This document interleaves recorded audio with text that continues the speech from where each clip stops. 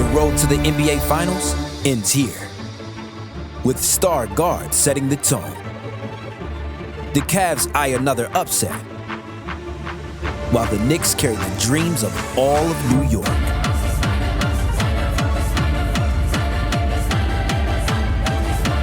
The Eastern Conference Finals continue on ESPN and ABC.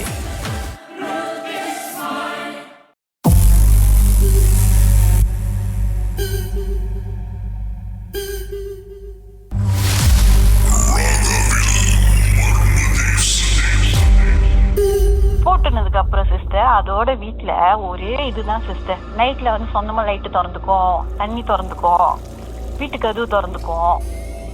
அந்த மாதிரி நீ ஹஸ்பண்ட் நைட்ல எழுப்பி சொல்லுவேன், இப்ப யாரு வந்தா, யாருமே வரலதான், நான் எப்படி கதவு திறந்துச்சு அப்படின்னு கேட்பேன்.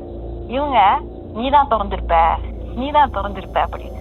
எனக்கு ரொம்ப டிப்ரெஸ் ஆகி அதுக்கப்புறம் சொன்னேன், இல்ல நான் எங்க அம்மா வீட்டுக்கு போறேன், நான் எங்க அம்மா வீட்டுல போய் ஒரு வாரம் இருந்துட்டு வரேன், நீங்களே இங்க இருந்துக்கோங்க அப்படி சொல்லிட்டு போயிட்டேன். அதுக்கப்புறம் அவங்க சொல்றாங்க, நீ சொல்றது உண்மைதான், ராத்திரில தூங்கிட்டு காலையில எழுந்து பார்த்தா தண்ணி எல்லாம் திறந்துருக்கு சொந்தமா அப்படின்னு. ஆனா அதுதான் சிஸ்டர், ஒரு வாட்டி கீழே விழுந்தது, அதோட வந்து அவ்வளவு டிஸ்டர்ப் பண்ணல. அதோட நானும் அந்த வீடு பிண்டா பண்ணி போயிட்டேன் சிஸ்டர். ஐயோ எனக்கு அந்த வீடே வேணாம், நீங்களே வச்சுக்கோங்க அந்த வீடை அப்படி சொல்லிட்டு போயிட்டேன். சரி, அப்புறம் உங்க பையன் வந்த பிறகு திருப்பியும் நீங்க அந்த ரூமை பூட்டிட்டீங்க. ஆனா அதுக்கப்புறம் உங்க பையனோட செய்களை எப்படி இருந்துச்சு?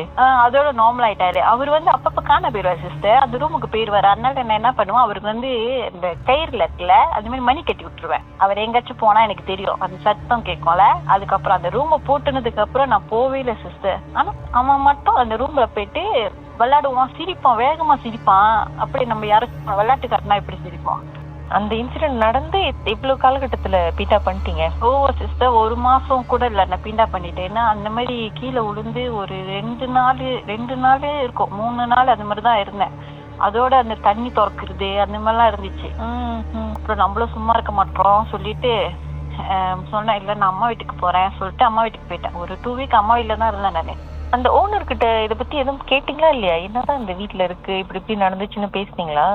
ஆமா சிஸ்டர், இந்த வீட்டுல வந்து கிடாய் ரூம் மாதிரி அவர் வச்சு நடத்திருக்காரு. சோ அவங்க சொன்னாங்க, அந்த சின்னதா இருக்குமா அது வந்து அந்த வீட்டுல வளர்த்தாங்க அப்படின்னு வந்து பக்கத்து வீட்டுல எல்லாம் சொன்னாங்க, அந்த அக்கம் பக்கம் எல்லாம் சொன்னாங்க. இந்த மாதிரி இருந்துச்சு, அந்த மாதிரி எல்லாம் நாங்க பாத்துருக்கோம். ராத்திரில அது மாதிரி ஒரு பேபி மாதிரி சின்ன பையன் நடந்து போவான், அந்த வீட்டுக்குள்ள போவான், திடீர்னு காணா போயிருவான் அப்படிலாம் சொல்லியிருக்காங்க. அப்ப அவங்க சொன்னாங்க, நாங்க நினைச்சோம் அந்த பையனோட அந்த வீட்டு ஓனரோட மகன்னு. ஆனா அந்த வீட்டு ஓனர் வந்து அவங்க வீட்டுல இருந்து சின்ன பிள்ளைங்க யாருமே இல்ல அப்படின்னு சொல்லியிருக்காங்க. நான் அதெல்லாம் பெருசா எடுத்துக்கல சிஸ்டர். அப்புறம் தான் நான் நினைச்சேன், ஓ ஒருவேளை அதுவா இருக்குமோ அப்படின்னு.